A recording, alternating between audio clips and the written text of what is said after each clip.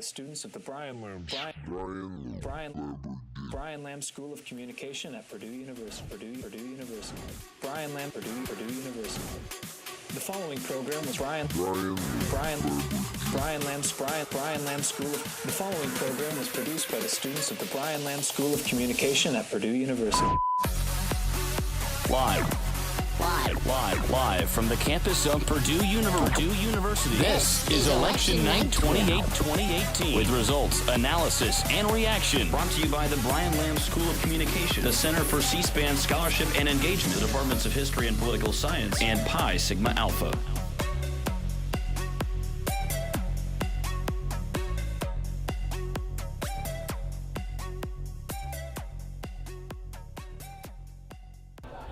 Live from the Honors College at Purdue University, you're tuned into the Purdue Channel's coverage of Election Night 2018.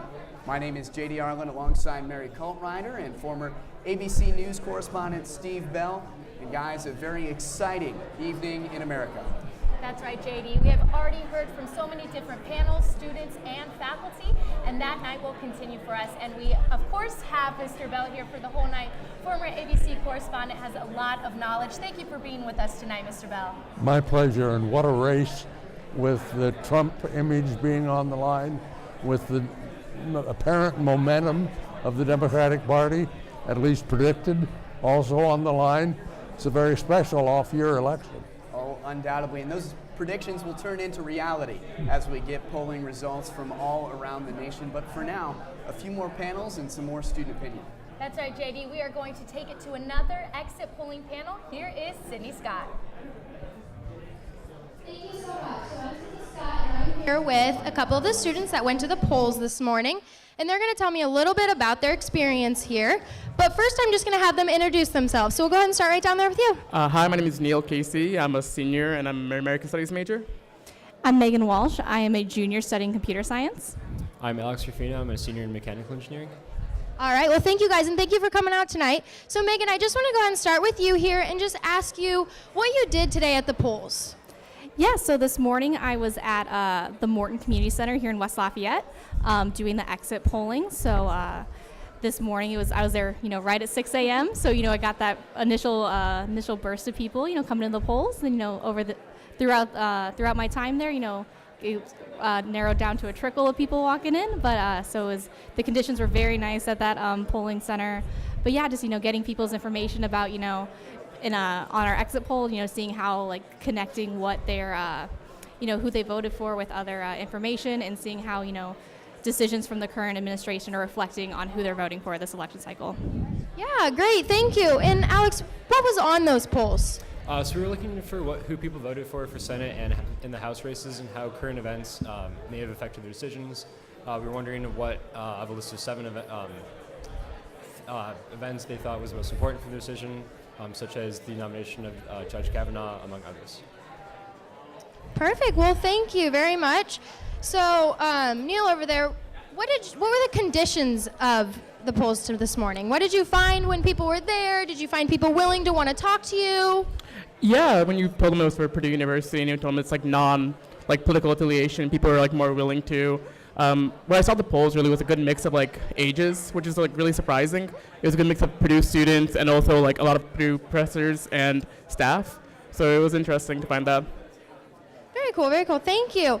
And so I know that the weather wasn't great today. And so I'm wondering, Alex, when you went to the polls, did you find that the weather affected any of your people you're trying to interview today? Were they willing to stand in line for the polls? Yeah, when I got there was 20, 30 people standing outside to get in the polling place. It really didn't seem like the cold weather affected anyone, which is good to see that people are excited about voting. Some people rushed to their cars a little faster than they would have, but I don't think they decided not to vote because of the weather. Yeah, and were they willing to talk to you very much just because of the weather? Yeah, we got a good turnout in responses. Well, that's great. Well, thank you so much, guys, for talking with me. And we'll come back with them in a little bit, and I'm going to head it over to Macy for you. Hello, I'm Macy Tetrick, and I'm here with State Representative Sheila Klinker. It's so great to have you here tonight. Thank you. Good evening. I'm delighted to be here. I know it's been a busy day for you. Yes, it has. I've been at many of the polling places and the registration venues, and I can say that a lot of people voted today, right up until 6 o'clock. That's amazing. So what is so important about tonight's election? Why are so many people turning out, do you think? Well, I think it's a very important time in our country, and it's interesting that young people have become engaged. We have a lot of new young people running, several women that have not run before, and I'm just delighted that they are interested enough to go through this situation, because running every 2 years is not easy. Running every 4 years is not easy. So I'm delighted that our young people, as well as those of us who have been there a while, are willing to run again. It's really a very thrilling and humble avenue to represent people in this district who are very bipartisan and will vote for you, whether you're a Democrat or Republican, if they believe in you. And that's very important for me, and I'm a Purdue grad. My children, all three of them, went to Purdue. I have 2 grandchildren here, so being a Purdue graduate and working for this area is very important to me. Now, you talked a little bit about Purdue and kind of the Lafayette area. One of the things that we're known for in this area is really jumping across like the border lines of parties to kind of get things done. Can you talk about that a bit more and what that means for tonight's election? Well, as many of you know, Speaker Bosma is a Purdue graduate, and his 2 young children grew up to be Purdue Boilermakers. So we're thrilled that we can work across party lines. I do represent part of Lafayette and West Lafayette, Happy Hollow Hill and the New Chauncey neighborhood. So I'm very proud that we work across the river, too, with issues that are very important to both mayors, Mayor Dennis and Mayor Rosworski, and the county commissioners, as well as the county council. We have a reputation of being bipartisan and being able to work together, and I think both mayors would tell you that. Now, you did mention some of the issues kind of that are important to work on. What do you think those issues are? I think we have to deal certainly with health care, education. I'm a former teacher of 35 years and worked in the College of Education here on reading recovery and other issues. And so certainly education, preschool, which we have in several counties in Indiana, but not throughout, and that's free pre-K, is very important to give our children a good early start. And I think probably mental health and the opioid crisis next to health care and education are also going to be very prevalent in this upcoming general session. And of course, being able to fund our agencies properly is very important to all of us. DCS has been through, Department of Child Services has been through some very difficult issues, as you probably have read, and we have a staff turnover. That is not a good thing, and we want to deal with being able to treat our folks that work in very tenuous circumstances with their young people. We want to pay them correctly and be able to retain them over a period of time, because our turnover has been really too much in the past years, and we want to change that. So it's 2018. Is this the year of the woman? I believe it is. I'm happy to say that I see so many more women running. When I ran, I was one of 14 out of 100 in the House of Representatives. Now, I never felt alone or discriminated against. I'm very fortunate that I didn't feel that way. I was able to serve on the Budget Committee, and the State Budget Committee, as well as Veterans Affairs, Public Safety, Education, Agriculture, representing Purdue University. So I never felt that discrimination. I guess I'm very fortunate. Maybe they felt sorry for me because I was short. But they also knew I was a big Purdue Boilermaker, too.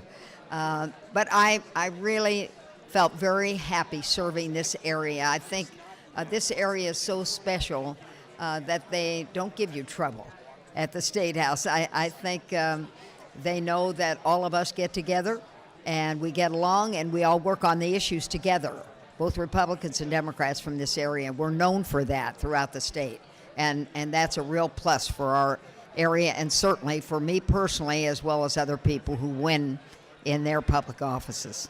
And do you think for this year more women voters are turning out than normal? Yes, I see a lot of people turning out all over the country, and we had people still running in at 6 o'clock tonight at the fairgrounds, so yes, they are. Thank you very much to Sheila Klinker, and next we're going to go to Nick. Thank you, Macy. I'm Nick. So we're here again with another group of political science students from Mr. Browning's class. So could we start by introducing yourself first? Yeah, hi, I'm Evan Fitzgerald. I'm a junior in political science. I'm Tyler Eddy, and I'm a senior in political science. I'm Quinn McConnell, and a senior in political science.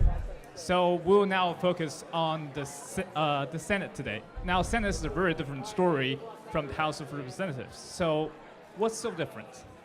Yeah, so a lot of people are predicting that the House is going to flip in favor of the Democrats, but it's kind of up in the air right now as far as the Senate goes. What does it take for either party to win the Senate? It's 50 seats actually, because right now, 50 seats for the Republicans, 51 seats for the Democrats. Since there's a Republican administration in office right now, if there's a 50-50 tie, then the vice president would break that tie. So there only needs to be 50 seats filled by Republicans for have a Republican control, and 51 seats for Democrats for the Democrats to take control. Okay, so what's your prediction, Quinn?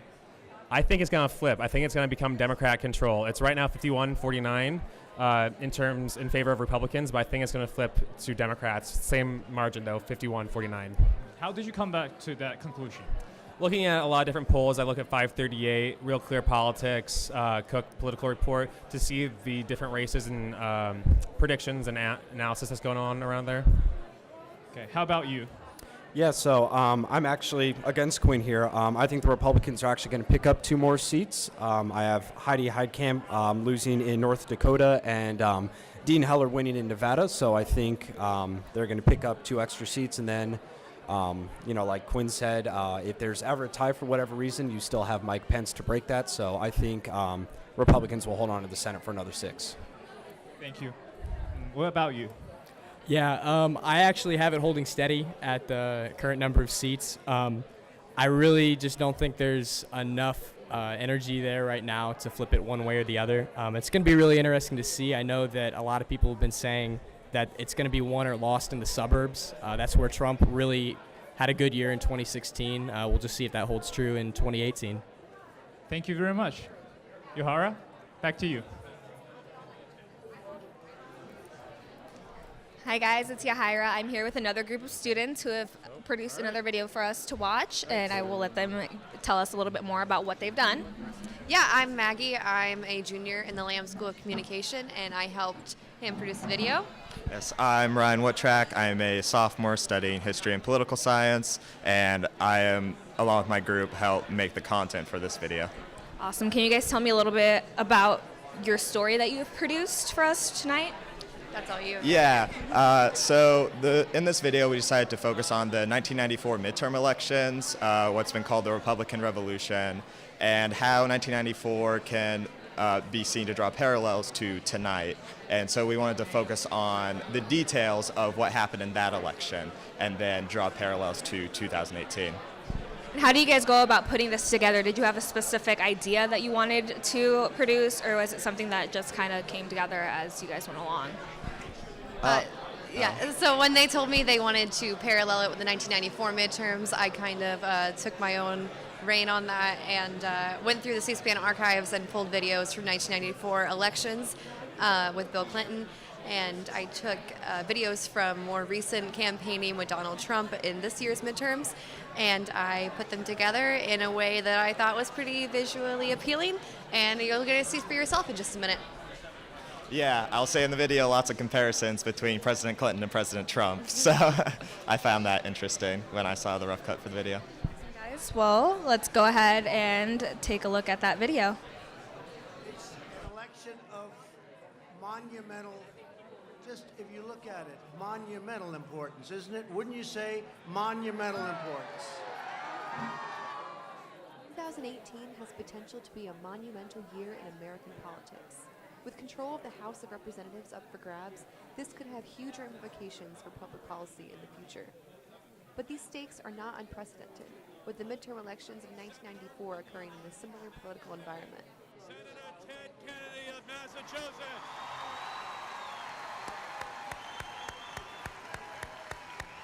And with him, the President of the United States of America.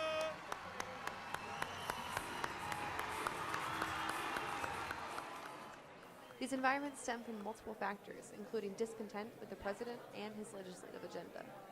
These factors make the 1994 elections a fantastic indicator for the upcoming midterms.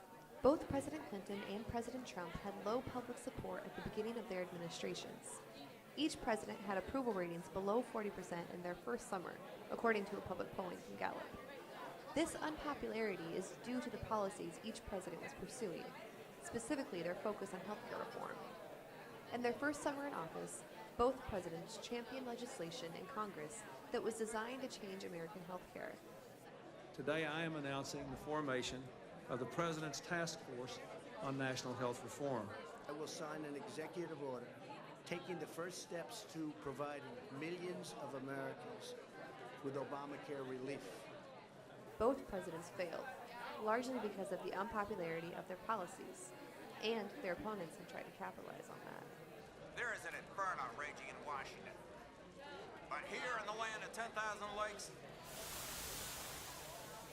we know how to put out a fire. Many political ads in 2018 are making the election a judgment on President Trump. People say Ron's all Trump, but he is so much Trump. Big league. So, I just thought you should know. Ron DeSantis for governor. This type of campaigning has roots in the 1994 elections. Future Speaker of the House, Newt Gingrich, sought to nationalize the tone of the 1994 midterms by making local, state, and national elections a judgment on President Clinton.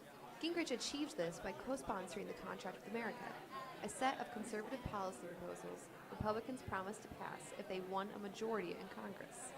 A focus on the contract gave all Republicans a united voice against the president. This gave the public the impression they were voting against the president, even though he was not on the ballot. Given the similarities between the 1994 midterms and tonight's election, it seems highly probable that a similar result could occur. In 1994, Republicans picked up 54 seats in the House of Representatives, giving Republicans a majority in the House for the first time in nearly 4 decades. Tonight, a similar result could happen in the other direction. Democrats have the potential to pick up dozens of seats in the House and to have a majority in the House for the first time since 2010. Only time will tell whether this prediction proves accurate. Joining me right now is our reaction panel. We have 4 experts over here. I will go ahead and let them introduce themselves. Yes, Eric Waltenberg. Jen Howie, I'm an assistant professor in the Brian Lamb School of Communication. My name is Cole Morgan. I'm a senior and I'm studying social studies education, and I was part of the group that produced the video. I'm Amber Lisvardi. I'm a PhD student in political science. Well, if you guys would like to start off by telling me if there's anything in the video that stood out to you guys the most. One of the things that I thought was really interesting about this video was talking about issues that are uniting different groups, particularly with Republicans, Democrats, and some of the issues that we're seeing now come up are things like immigration. That's been a really hot button issue lately, and one of the things that's driving people to the polls, and I think we've seen it a lot in terms of ads and their strategies for this campaign. Yeah, I think probably for the last, maybe since the George W. Bush administration, has been a real effort by campaigns to drive their base to the polls by urging base politics. So there's no longer real efforts to unify the nation in terms of electoral contests. You see this with the emphasis on immigration politics by the Republican parties. You see this with the emphasis on threats to health care from Democrat candidates. And in terms of an issue that sort of resonates with both parties, that drives with negative emotions, is a response to the Kavanaugh confirmation hearings. So no matter who lost or won that contest was going to benefit in terms of electoral polls. One of the things that stood out to me when we were doing the research was how focused and how much of an actual PR campaign was behind the Republican Revolution. It was really spearheaded by obviously Newt Gingrich, but a guy named Bill Paxton, and Bill Paxton would literally pull people into a room the congressman, the Republican congressman, and stand up on a chair and say, this is the game plan, follow the game plan, talk about what we want you to talk about, or you're going to be out. You're going to have a lot of problems. So you don't really think about that in elections like this. The PR campaign, the strategization that goes into it. I think what's interesting in terms of electoral strategy is the fact that the economy's been pretty strong, unemployment has been low, and we haven't really heard Republicans using that messaging. What we know is that that's something that voters often look for. They say in public opinion polling is that they want a strong economy, they want low unemployment rates, and that's what we have right now, and yet we don't see Republicans, and particularly President Trump, really pushing that particular message. So something a lot of you guys have emphasized that kind of stood out with me is the fact that this election has been focused a lot on certain topics, like immigration. A lot recently with the immigrant caravan that's coming in from Central America is something that's been being pushed a lot by President Trump as well as other Republicans. Do you guys believe that this type of focus on a specific issue tends to drive more people out to the polls for midterm elections, or is that something like a trend that we have seen throughout history that seems to have like more of an influence and is why it's been focused on specifically for the midterms? I think it's very important. For example, in the '94 midterm, it was Bill Clinton's healthcare plan. The reason why, one of the big things about the '94 midterm was that there were simply more Republican candidates for Congress than there were Democrat candidates for Congress. And one of the reasons for this was the absolute unpopularity of Bill Clinton's healthcare plan. They would have doctors and dentists and things, healthcare professionals, hated the plan so much they would literally walk into congressional offices and just say, we're running for Congress, we hate this healthcare plan, and you're not going to stop us. Do you guys have anything to add on that? Awesome. Well, that's all the time we have with this panel. JD and Mary, I will go ahead and turn it back to you guys.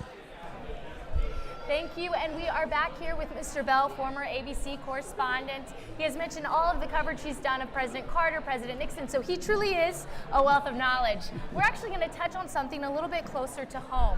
So here in Indiana, we have Joe Donnelly, the current senator, also representing the Democratic Party, and then we have him going against Mike Braun.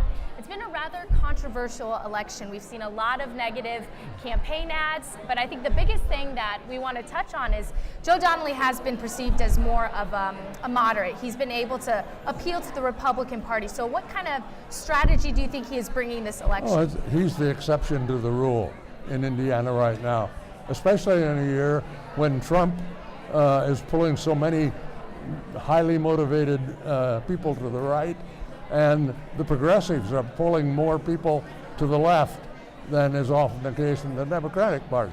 So here's Donnelly in the center, and the question is, can he pull it off? Can he draw enough people from both parties to create his own little pocket there? I think it's good to have somebody in that position in a race, because it gives you a special feeling of how the depth of feeling is on both sides of the issue. I'd agree with that. Now, talking about a more moderate approach, it's obviously sort of unconventional. Each party has a very stringent tactic that they stick to. What do you think is different about each party's approach, specifically in terms of midterm elections? Well, typically midterm elections tend to go against the sitting president. But this time, because of the Trump personality and dynamic and the way he has played to his base and depended on the base to make it work in a way that most candidates are afraid to try. And then you have Braun on the other side, who is very conservative and has been identified with the Republican right. And so it puts him in this totally unique position. Absolutely. So with all of this talk on strategy, do you believe that these negative campaign ads, just from your knowledge, are they effective? You know, I've seen back-to-back ads where they look grainy and they're very negative, and one's against Donnelly and the other's against Brown, and there they are right beside each other. And it turns off voters.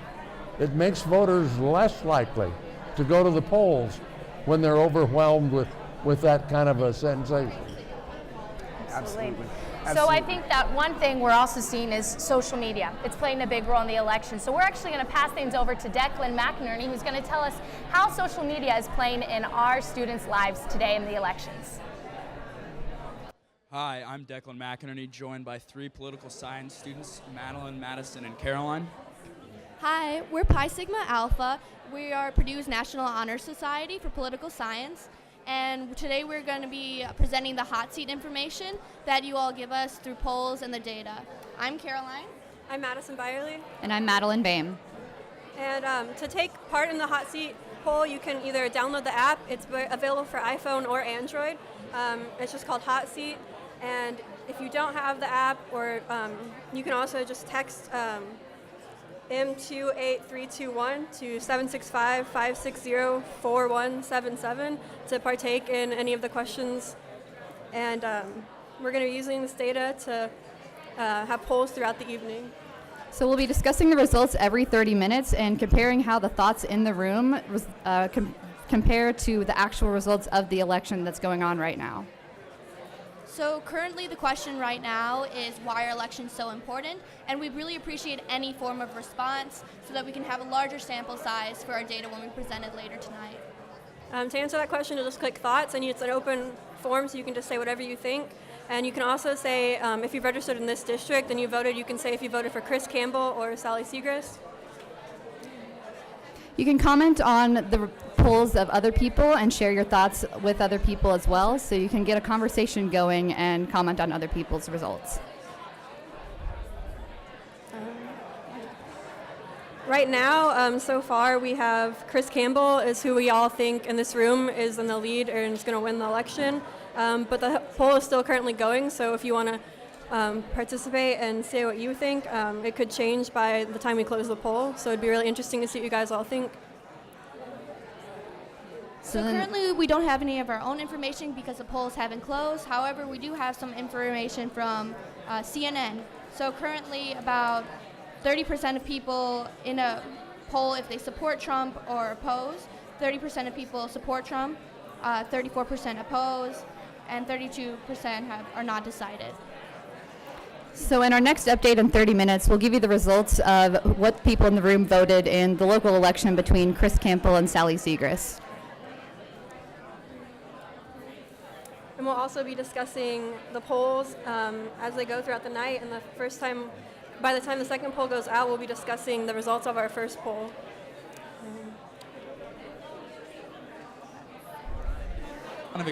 What type of other questions should be expecting tonight? We're going to have questions about both the elections locally in this district as well as Indiana, and some questions that cover things that have to do with the whole country, but it'll mostly be focused on Indiana. So regardless if you're from this district or not, you can participate in the hot seat poll tonight. Alrighty, and we will be right back right after this.